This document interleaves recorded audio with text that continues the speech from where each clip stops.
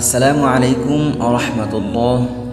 সুপ্রিয় দর্শক ও শ্রোতামণ্ডলী, আমরা আজকের ভিডিওতে জানব পুত্র সন্তান লাভের জন্য দোয়া। সন্তান আল্লাহর দেয়া শ্রেষ্ঠ নিয়ামত, তবে মনের বাসনা থেকে অনেকেই পুত্র অথবা কন্যা সন্তান আল্লাহর কাছে চান। সেক্ষেত্রে যারা পুত্র সন্তান চান তাদের জন্য ইসলামে বিশেষ দোয়া রয়েছে। পুত্র সন্তান লাভের জন্য আল্লাহর কাছে নিয়মিত সে দোয়া করতে পারেন। প্রথমে সুস্থ সন্তান লাভের জন্য হযরত জাকারিয়া আলাইহিস সালাম যে দোয়া করেছিলেন তা পড়তে পারেন।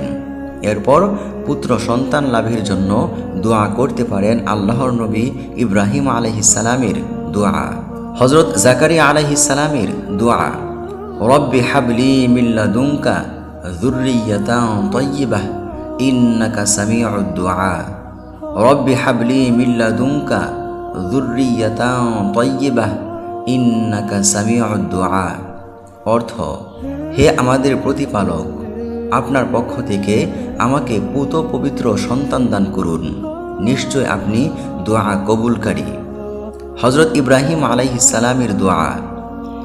বৃদ্ধ বয়সে হযরত ইব্রাহিম আলাইহিস সালাম আল্লাহ তাআলার নিকট দোয়া করেন সৎ পুত্র সন্তানের জন্য।